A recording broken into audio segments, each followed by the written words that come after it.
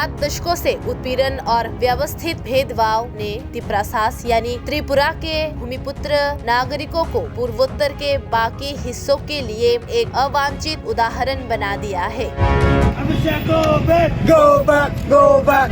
कल शिलोंग में हिनिप trap youth council हाथों में तनखियां लेकर भारत के गृह मंत्री से उनकी मांगों पर विचार करने और उन्हें त्रिपुरा के आदिवासियों की तरह नहीं बनने देने की मांग कर रहे थे। Go back.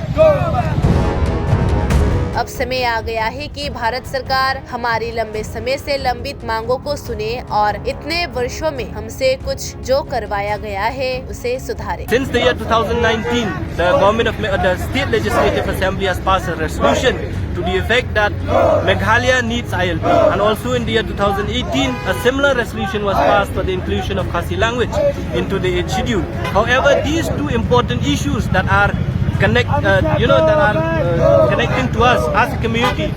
Whenever we meet the Chief Minister and the Deputy Chief Minister of the state, what they inform us is that the Union Home Ministry are still examining the matter.